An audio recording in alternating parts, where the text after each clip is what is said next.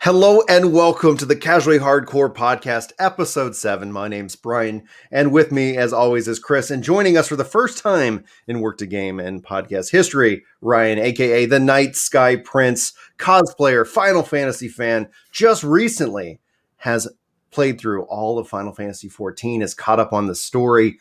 And what I wanted, and I'm so happy that you're able to make time, Ryan, I want to give you the floor here in just a second to kind of introduce yourself better than I just did.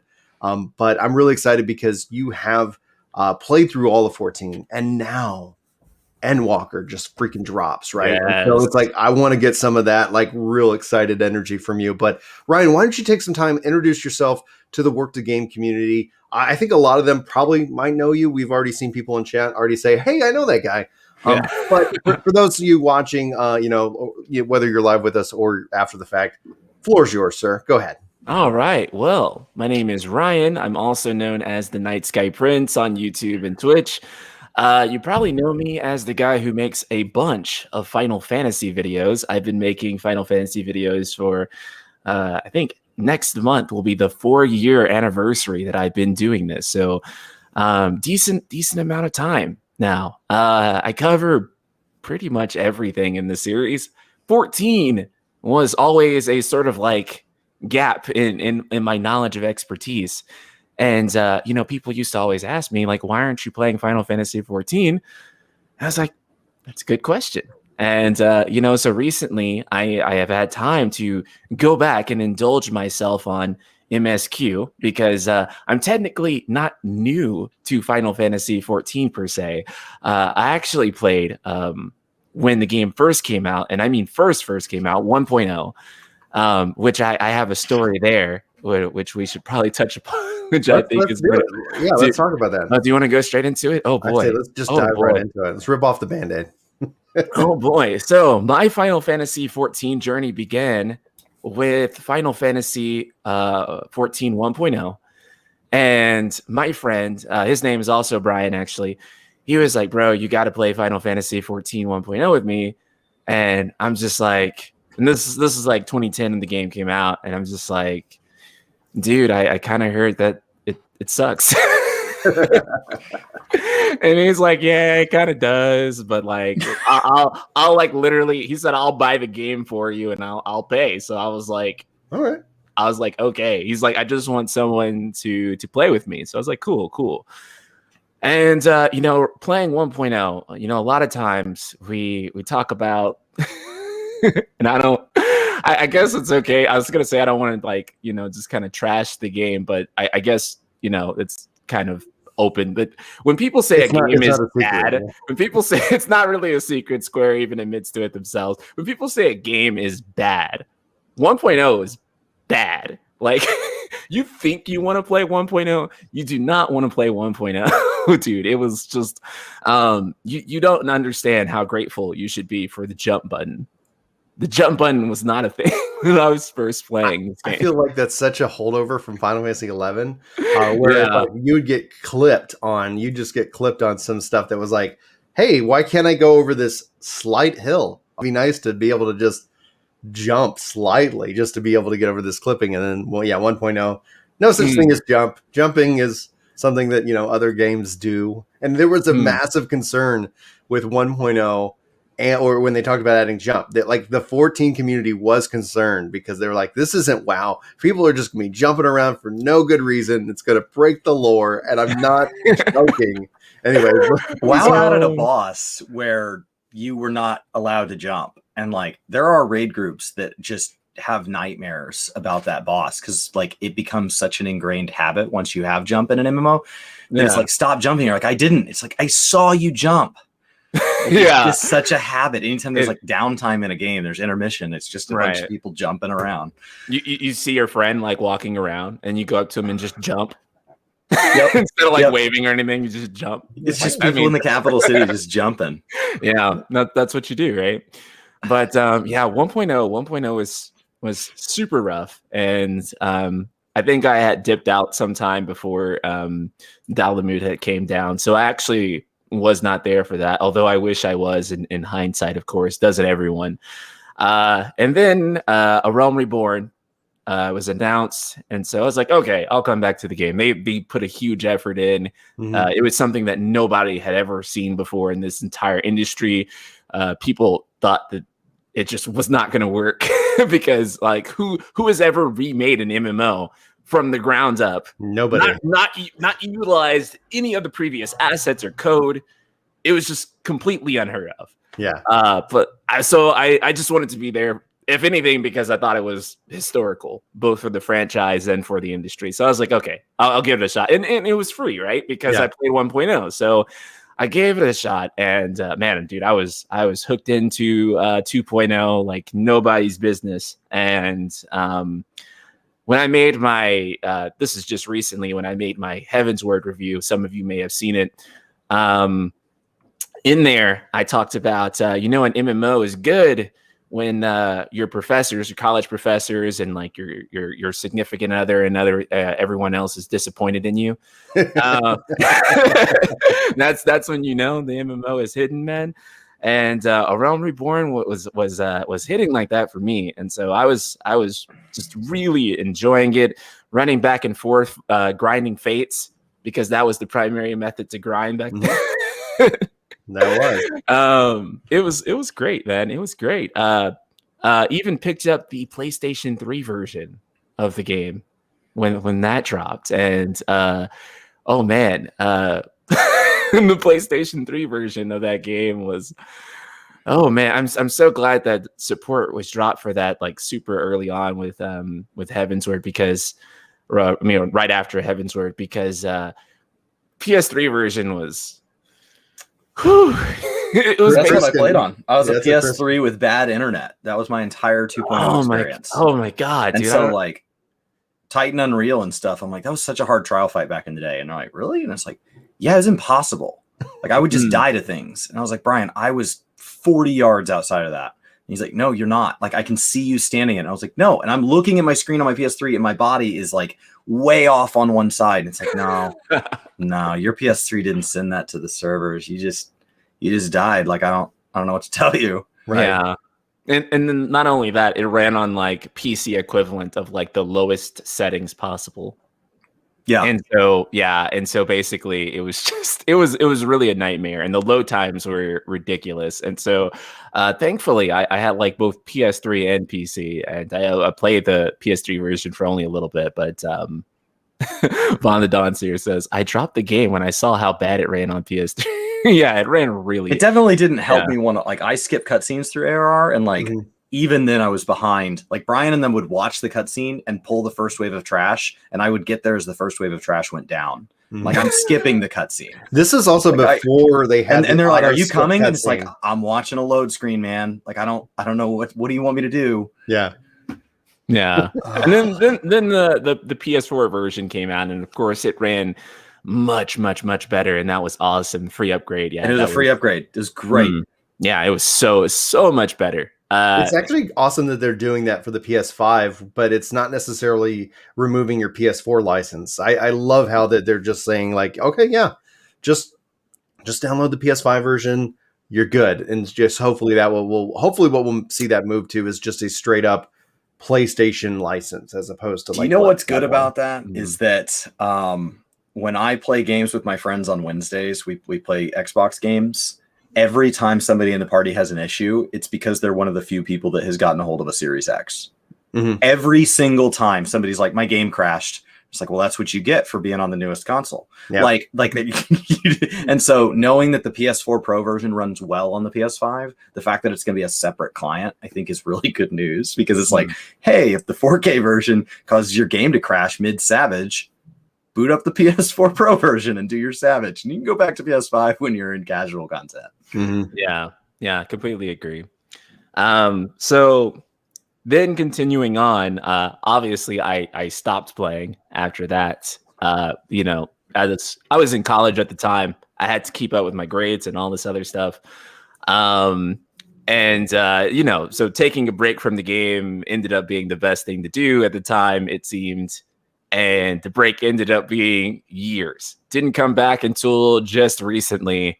And then I had beaten the Realm Reborn at the time, but then I had like, what do you call it? The Seventh Umbral, whatever the name of the thing is in between Heaven's Ward and it's so weird they Realm named it Reborn. that. Yeah. It's like It's a big gap. I felt like that name when they named it that I was like, how cocky are you? Like, it's like the Astral era is supposed to be an era of peace and prosperity, and they're like, hey guys, we just solved, we fought off the Garlands. They're still a massive threat. We've only beaten a small fraction of them, but we're going to go ahead and declare this next era an era of peace. And then Bahamut's like, F all of you. Yeah. It's like who names an era? Like, usually it's the same thing with people when they name generations. It's like anybody's coming out like, this is generation whatever. Generations end up getting named and classified like years later when you actually have hindsight. And it just cracked me up that I was like, okay. And then no, I think that it's called that, but I think it's called that almost as a meme. Yeah. You really can't name something in foresight. It's only in hindsight you can really accurately name something. Exactly. Except for babies. Yeah. Touche.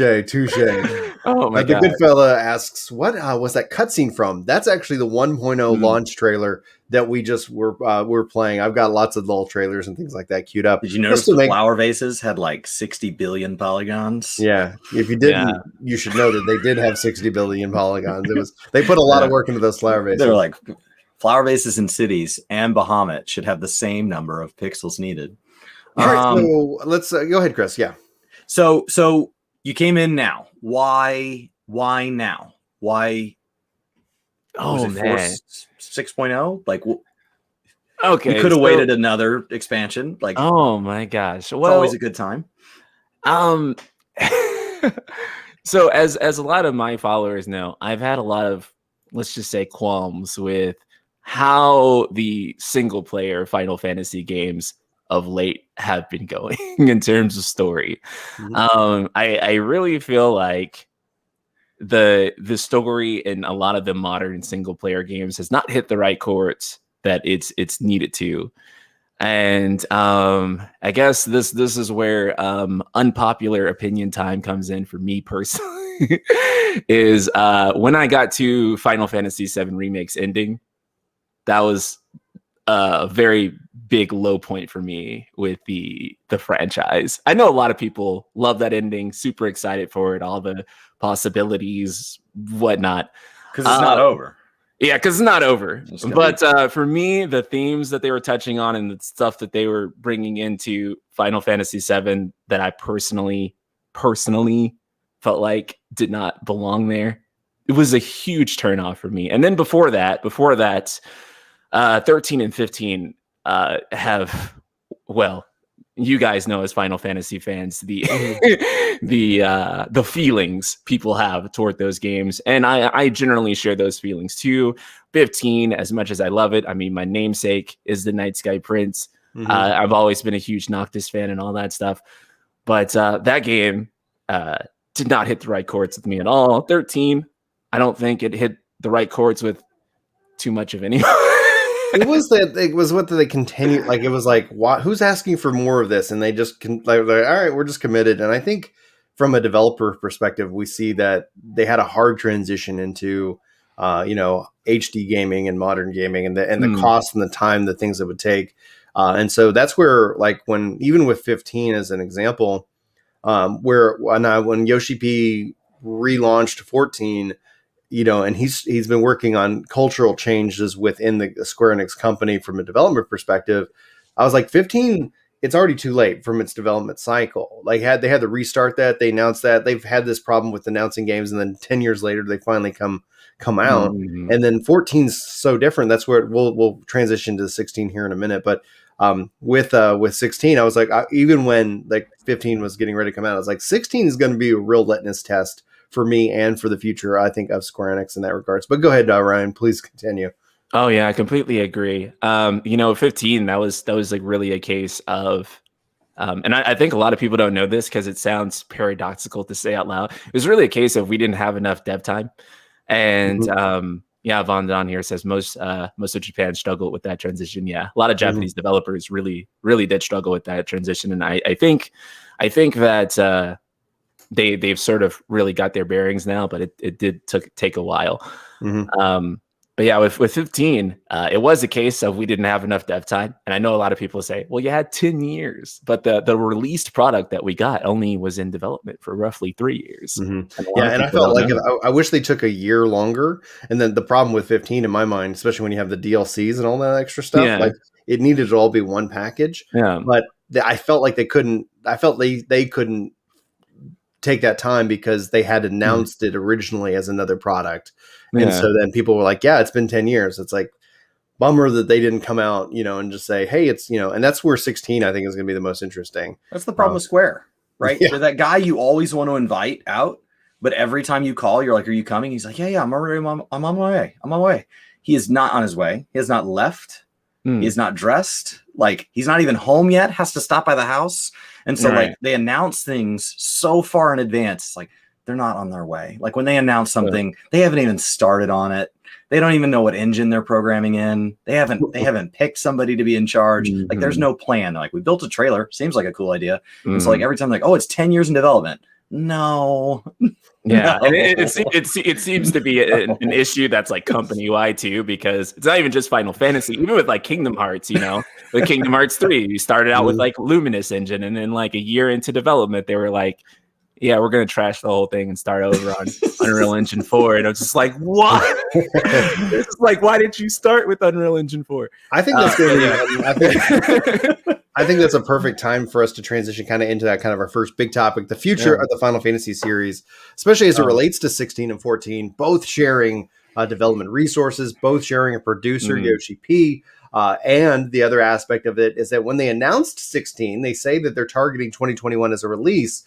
So ultimately, we're not left thinking it's 10 years. Even if it does get delayed and hits 2022, this does not appear to be a game that we're going to be playing in 2031, which I think is a real plus for the series itself. But I want to get your take on, the announcement of 16. We got the trailer playing right now.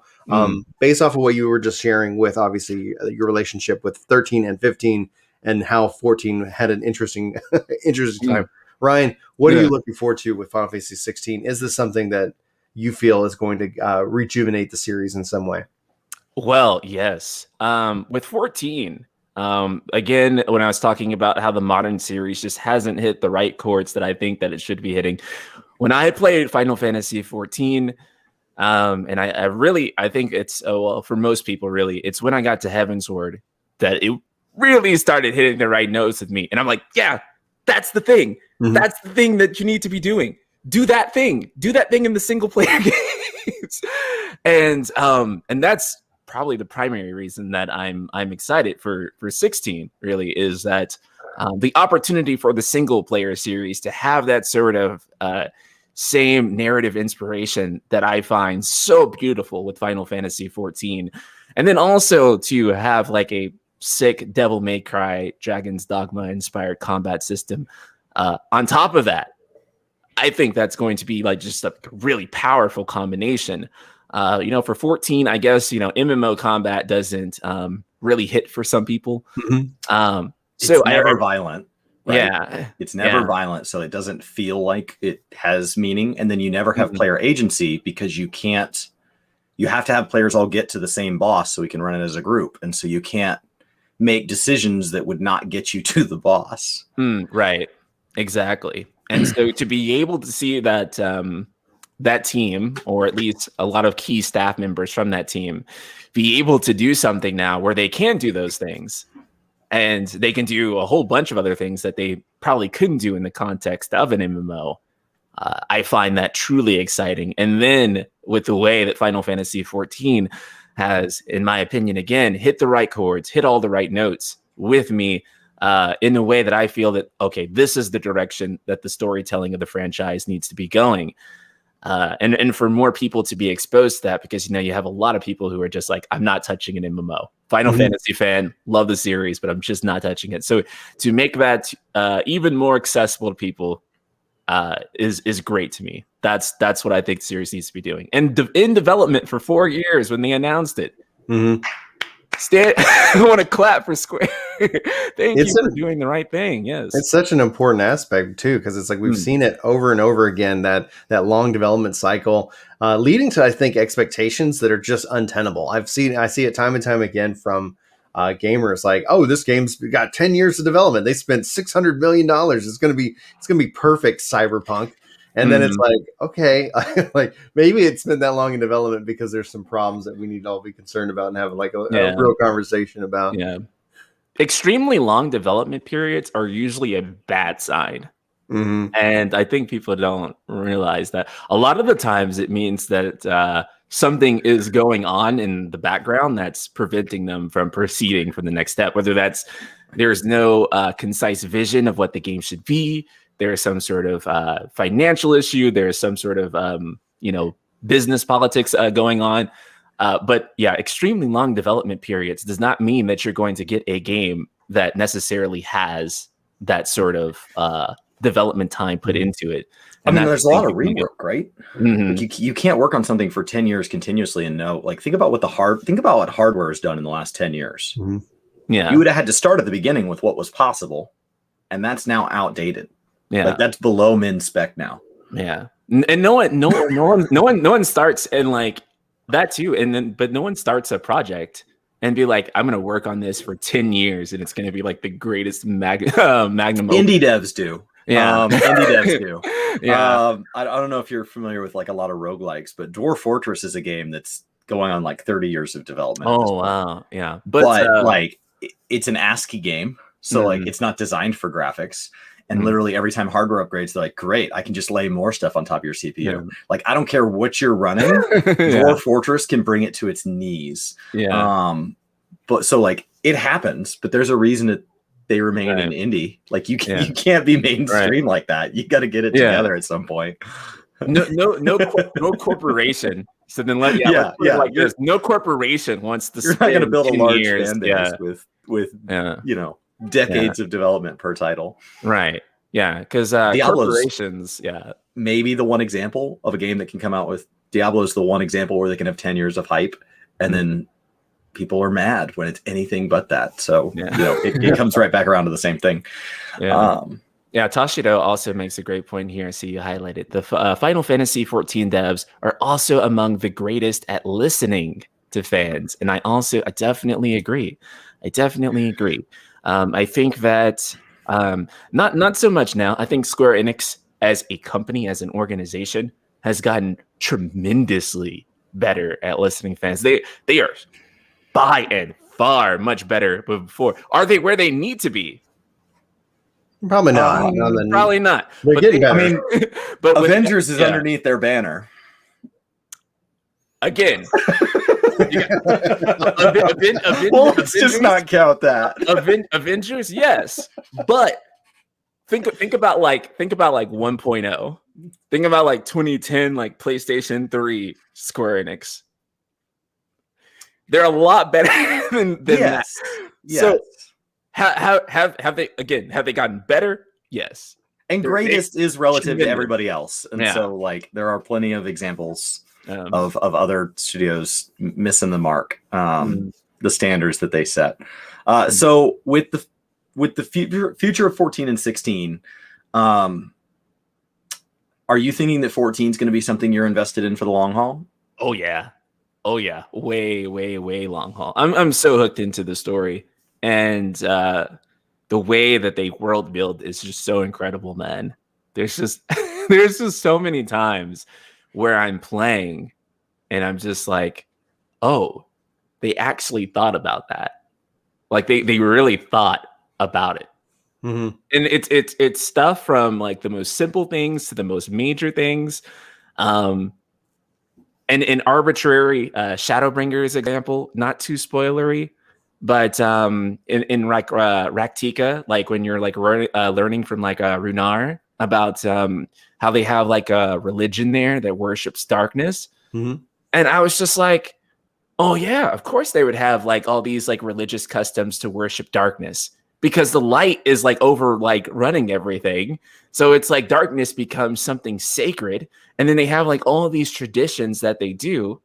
And I'm just like, oh, they actually thought about how the world would really look like if there was just like this eternal light blinding everyone, and how people would actually have their feelings and about darkness and what darkness actually represents to them in such an intimate way. And I'm like, oh, that's actually they really thought about like, oh, if this was real, this is how it would actually be. And there's just an attention to detail that I feel like the series has not had in quite some time. I'm hoping 16 can take that even further, like The Witcher, right? Because you can only do so much world building without having everything be instanced so that like your version of Raktika reflects all of the points of the story you're in. Like you can still, while you're in Raktika, at the end of the zone, you can still run into players who are just starting the zone, which means we can't do anything like burn the zone down, right? We can't have like major destruction without phasing happening, without there being multiple Raktikas. And it's like, oh, well, what? And then you run into the issue of like, okay, new players are in Raktika at the beginning and they don't see anybody because everybody else is past the end point where there's a major shift in the zone. So like, I'm really hoping 16 can take what you're talking about there, like just so much further. Yeah. And I think we already see it, because I think what we're seeing with the time skip that Clive goes through, or what appears to be a time skip. I think they confirmed it. Yeah, more or less, because at the beginning of the story, they say he's like 15 years old.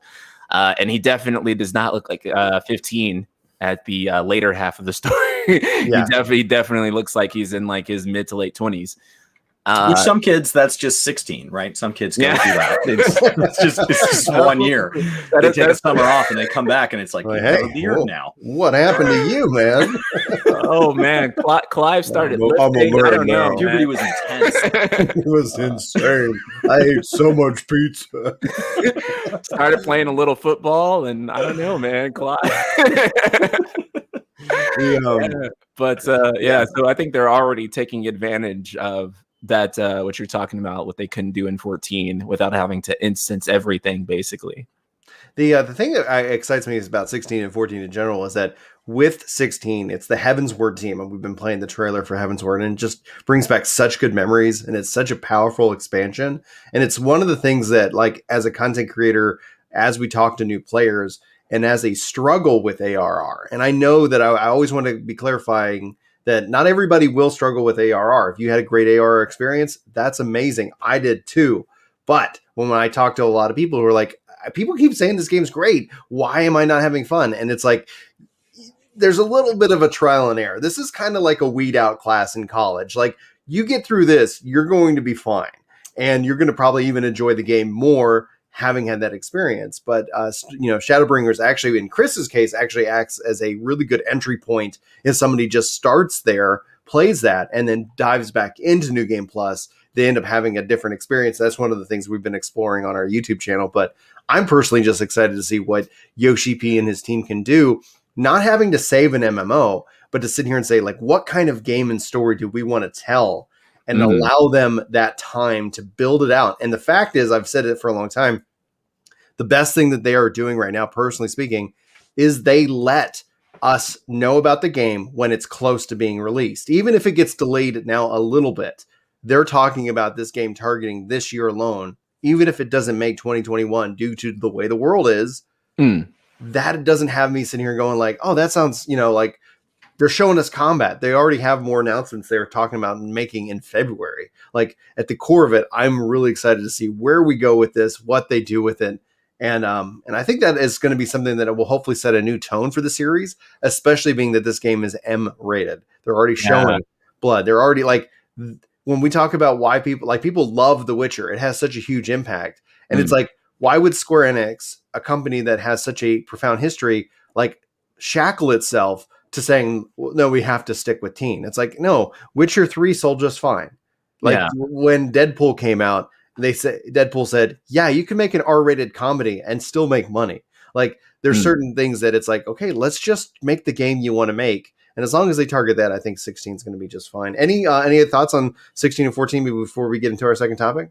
Oh man. So you can tell there are certain times in 14 they would really like to push that M button, like be like, let's do M rated, but they can't, so they have to kind of have to imply it in the details. They can't be explicit. So to see them be able to be explicit in what they want to do for 16, super exciting. I just feel like 16 is a place for that team to unleash all of the energy that they can't unleash in 14, but you know that they want to. Mm-hmm. And I think that's what excites me the most about it. Yeah. All right. So we're going to type in. We kind of touched on a little bit of this this topic already in certain parts of earlier in this podcast. So guys, if you're watching this as a part of the Work to Game highlight piece, be sure to go and check out the full podcast below. But you had an experience with 1.0 and 2.0, and then obviously due to life reasons, you took the rest of the time off, and you also had an experience with previous games. Now, why did you end up waiting so long before jumping back into 14? And what would be some advice you would have for players either on the fence about starting or on the fence about should they return now? So when you're a content creator, especially, there is a sort of pressure to keep playing games and to keep playing a diverse amount of games so that you're always in the know and you can always pivot into different content. So I always have that sort of pressure to be able to play other JRPGs. And so when I'm looking at Final Fantasy XIV, I'm like, that's a lot of time. That's a lot of time.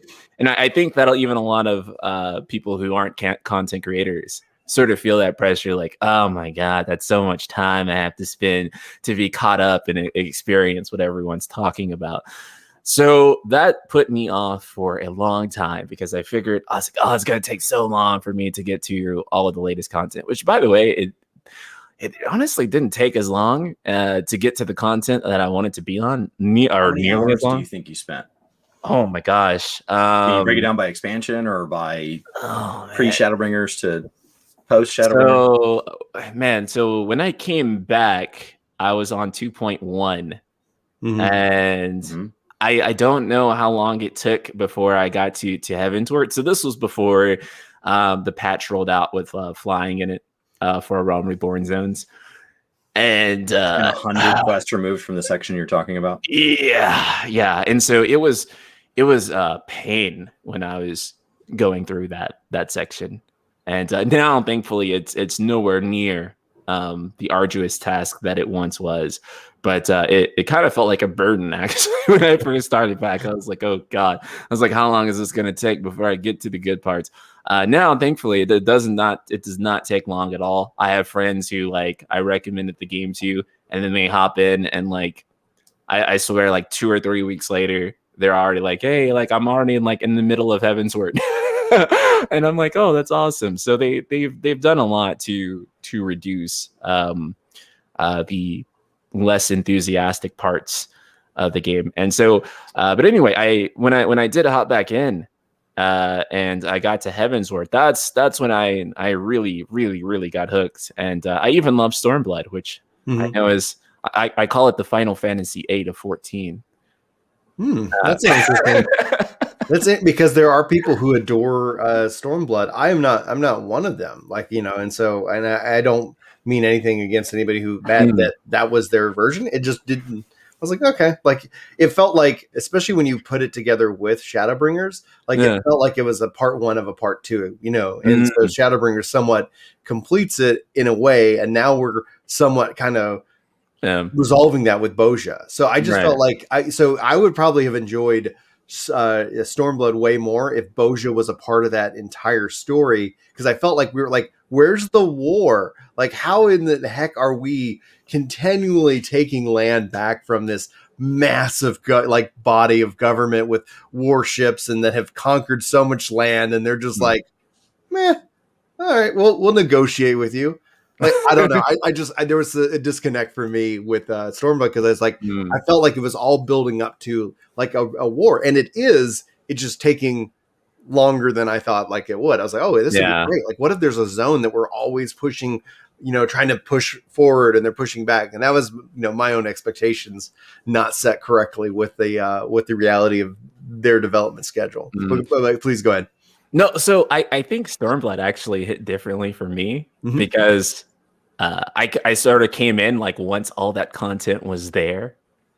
And so just being able to go through that as more like a section of the game than rather the hotly anticipated new expansion kind of gives me a different mindset when I was going through it.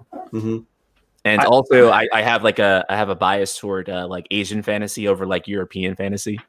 I love like Asian fantasy. So like Final Fantasy X, like aesthetically, one of my favorite Final Fantasies. So for me, it hit on those notes really, really well. And also, I'm a big Yotsuyu simp, as you guys have noticed. So like clearly you've separated yourself somewhat from like how much of a grind, and you've kind of taken it as these chapters, which is probably a healthy way to take in this content. And you know, there is a difference in living in an expansion versus coming in later, and there's pros and cons to both. You're advising friends to come in, and then you're checking in on them weeks later, and you've left them to go through story kind of unattended, which is what we do to all new players. We say, just get started. It's a free trial through Heaven's Word. Call me when you're done. And then we just leave them alone for weeks. Like, is there any advice as far as like warning them that they're joining a massively multiplayer online single player game? Like how are you presenting that? Like it's going to be just you for the first 300 hours. Yeah. That's the tough thing. Usually with my friends, I'm like, hey, once you get your first duty, like, let me know, like Stasha or whatever, like, hey, I'll hop in on that with you. And usually that's sort of the point where they like, oh, okay, it's kind of fun playing with people. I'm like, yeah.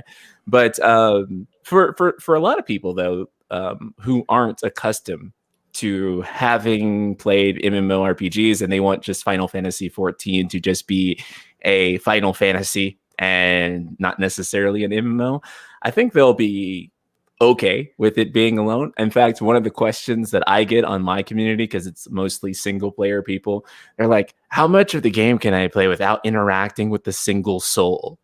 And I'm just like, okay. Almost all Shadowbringers. Yeah, almost all Shadowbringers, right? But I'm just like, and you think that's fun too, like when you're a new player, like, I'm just gonna do this, I'm just gonna be alone, it's just gonna be me, I don't want to interact with anyone. I wish they would implement the trust system in like a Realm Reborn so I could just not talk to anybody. And then like you get in there and like you start interacting with people and you start making like friends in there and stuff, and then before you know it, you almost like you really don't want to play alone. And then I think for me, it's actually a little bit harder now to go back to the single player series in a way, because I'm always thinking like, oh man, like it's so much fun when I have like 5 of my friends like trailing alongside me as I like run through like all of these quests, and then we all get to go and experience the boss fight together and share these moments. And Final Fantasy, even throughout the history of the single player series, has always had this incredible way of connecting people. So before I even touched MMOs, period, I was already knee deep in the Final Fantasy community and meeting literally thousands of people at this point. And dude, it's just been such an incredible experience. And so now to actually be able to experience Final Fantasy together with people and not just like not be it with air quotes, but actually together. That was a cerebral experience, actually. Now, Final Fantasy XV added the Comrades like multiplayer expansion to its repertoire, to its universe of etc. Yeah. Would you want to see Final Fantasy XVI add some kind of multiplayer component that's not necessarily a part of the main campaign, but a way that you can continue to play in that space and that world with your friends? So I think for games like Final Fantasy, multiplayer is like the ideal DLC. Because with story content, it feels like you either, in order to make it relevant enough to have people buy it, you basically either have to cut something from the game or omit really important information. And we saw that with Final Fantasy XV. I don't want to spoil it for anyone who has not played FF15 yet somehow through almost while the game is coming up on like its 5th anniversary before long. Oh my God, I feel old. But for anyone who hasn't played it, all I will say is the shenanigans with Ignis, all that stuff, that information just should not have been withheld from the player and sold as a DLC. Yeah. I don't think anyone like it. And then the DLC was actually fire. That was a great DLC, one of the best DLCs released for that game. But it's just something that was so pivotal to actually understanding the story and the story making sense Mm-hmm. And it's just like, why was that DLC? Dude, So, that's the problem with 15. It was that it was piecemeal. Like you have to experience the entire thing. And the thing is that it's like going to a store and then it's like, oh, if you want the rest of this like thing that you came to buy from us, you got to go to another store and then purchase it from there. And then, oh, by the way, like there's actually a fourth store involved. Yeah, we did tell you about that when you got started on this journey. And and you might want to go watch this movie at the theater before you even do any of this. You know, it's like, what? Yeah. Why? Why would you like? And I think that just came down to like, what do we have the time to complete? Yeah. And that's why I was like, give it another, if they gave it like another year and it was just like, here's the whole experience, go nuts. I think it would have probably, I think people would have a much better experience with 15 overall. So, who knows? Yeah. And that's why, like with Comrades too, I very, very ideal DLC because it was like $20 for a multiplayer mode. And it expanded the game like by like hundreds of hours, dude. You could play that game for like hundreds of hours. Plus the loading times, you know, it's like maybe like 50 hours of gameplay and 40 hours of load screens. But absolutely. So, 15 was bad about that in general. But that was super cool. I would love to see a multiplayer DLC for 16 coming from this team, especially. Yeah. And seeing what they can do from like seeing what they could do with like instanced small scale multiplayer where it's just like 4 people and they can do like a lot of the same stuff they could do in a single player game, but they could also do multiplayer type stuff too. It would just be really cool. I think Comrades is the right thing to go as far as Final Fantasy DLC goes. I don't think selling pivotal important story information. I agree. Yeah. All right.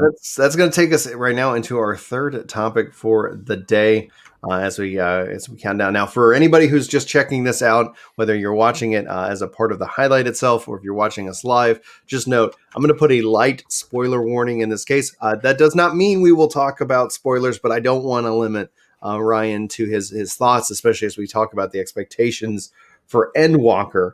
I'm very excited about that expansion. So just note, if you guys want to come check this out after the fact, light spoiler warning right now here at the start of this third topic for the podcast itself. Now, you said, Ryan, you tweeted this out. Final Fantasy XIV Shadowbringers 5.3 presents a conclusion so strong that it could not only have been the conclusion to Final Fantasy XIV, it could have been the conclusion to the entire Final Fantasy franchise and felt satisfying. Truly the best writing the series has seen in ages. I have to say from this tweet, you are clearly a fan. This is clearly restored, like I would say, almost in your like. Has this restored your faith in the series as a whole? Yeah. You definitely don't write something like that and then be like 7 out of 10. It restored my faith in Final Fantasy as a whole, man. I was sort of like I was on at the point where I sort of was like, is Final Fantasy even for me anymore?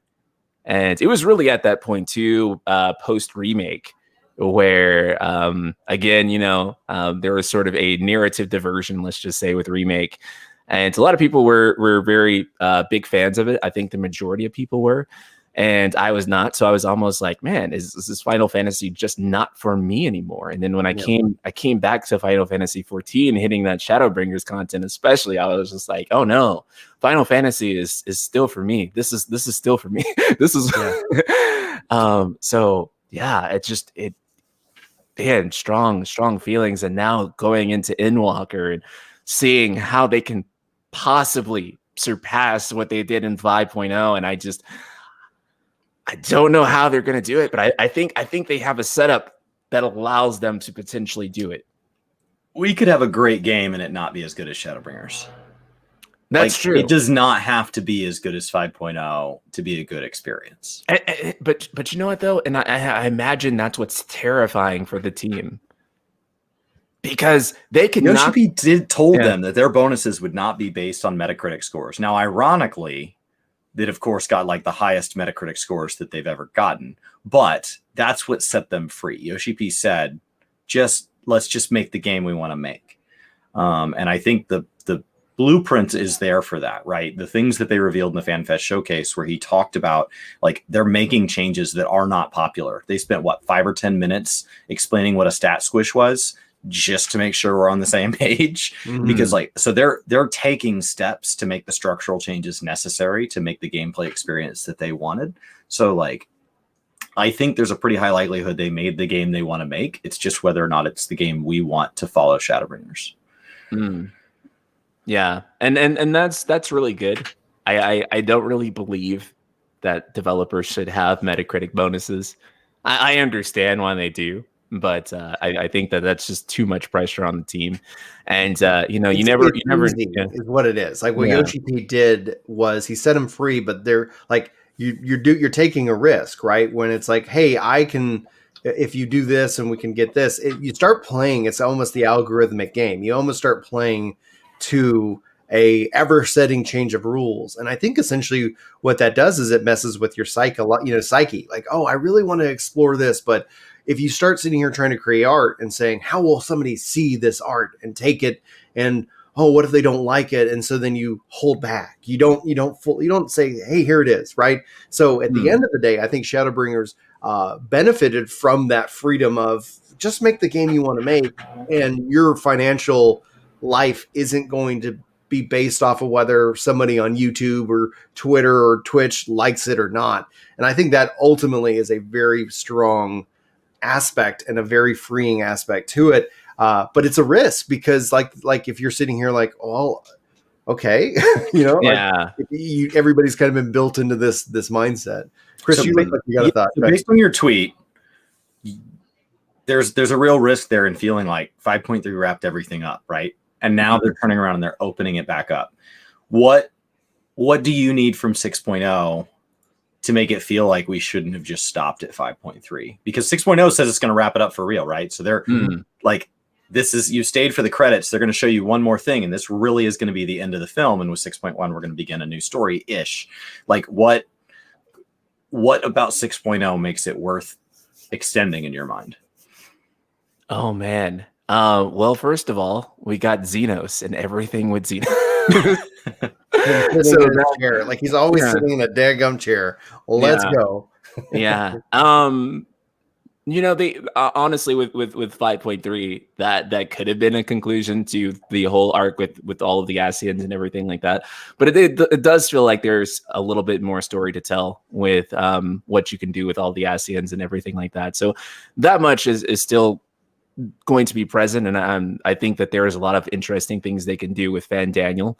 I think the biggest question for me now, going back to Xenos, is what role is he going to play? Because I don't think he's going to play the obvious role that would immediately come to mind. And I don't think they're just going to straight up play him as a sort of anime protagonist in the same way that they do. If you guys watch JoJo's Bizarre Adventure, I always call him the Dio of Final Fantasy XIV. He's very much a very anime type villain, but I think they're going to subvert away from that here. I wonder. I really hope that they do something substantial with him, because I thought he was a threat, and then essentially he's just become this annoyance of like, I want to kill you. I'm looking for a good fight. And that, it's like he seems so one-dimensional, and I would love to see him get a little bit of dimension. And maybe it's just that he went crazy or something like that, being infused, with the Echo, artificially and things like that. So I'm just like, I hope that we get a good payoff. I think, obviously my personal take has always been the best villains are the ones who are motivated because they think they're the hero.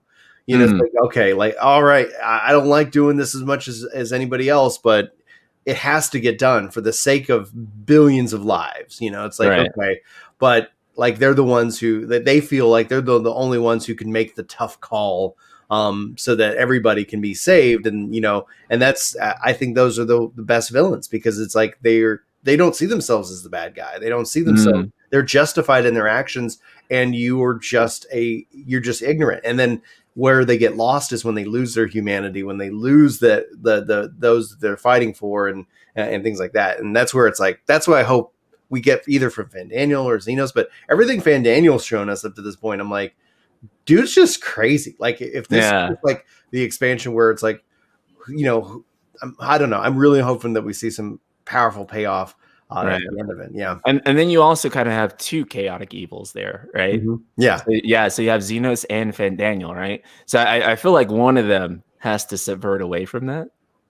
That or they have to have something yeah. else to come into play and be like, like when we look at the connection, did you, we didn't talk about this earlier in the show, but Final Fantasy being a big franchise, where do you fall with Final Fantasy IV? Final Fantasy IV, man, it has been some years since I played it. I've only played the DS port, but I really love Final Fantasy IV. Love the homages to it so far that they've made too.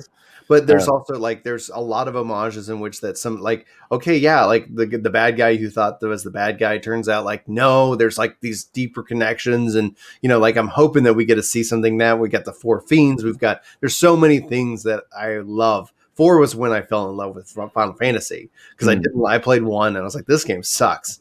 And then eventually I went back and beat it, and I was like, oh, this is like now like I really enjoy it. But the 4 is like a big important aspect in my Final Fantasy lexicon, and so I love the themes and the homages, especially Shadowbringers 2 Endwalker going from a Dark Knight to a Paladin, going to the moon. I'm hopeful that we'll have some of that aspects here, but we have to, like, if it's just like you said, 2 chaotic bad guys, like if it's just chaos for chaos sake, like it's an easy choice, it's destroy the chaos because we have to for the sake of everybody. But right, I don't ultimately know.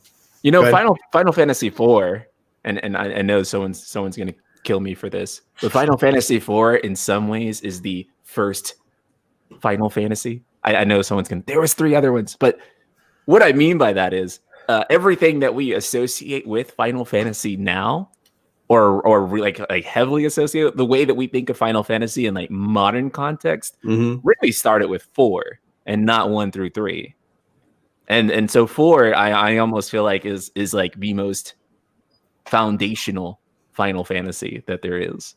I can agree with that. Now, Kefka, interesting and I guess fitting enough, says not everyone needs to be like Emmett. Xenos is a fine villain.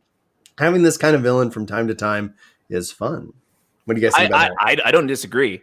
The only point that I was making there is that we have both Xenos and Fandaniel, who are both the same type of chaotic evil for the most part. There is not as much distinction between the two. Yeah. So I agree with you 100%, Kefka, here, that not everyone needs to be like Emmett. Not everyone needs to have like a deep. Well, obviously you call yourself Kefka on here, so I think I know who you are. You're on my stream all the time. Love you, bro. I'm pretty sure I recognize. Yeah, but anyway, but not everyone needs to be lawful evil. Not everyone needs to be like an Emmett. There's chaotic evil is fine. It's just that we have 2 chaotic evil presences. So how does that work? What do you think about that, Chris? I think that one could be manipulating the other, right? You are the summary of the 4 to 7 people you surround yourself with. And so, if you actively surround yourself with crazy people, right? That could be that you're escaping from something, or you're on the side, you're working towards something. And this is just a place that you're comfortable for now. So like Xenos could just be sit back, letting Fandaniel be that part of his personality. And like he's just being, and then there can be some other motive there. We haven't even talked about Heidelin and Zodiark. So like clearly there's some motivations in the room that are a little bit larger that like,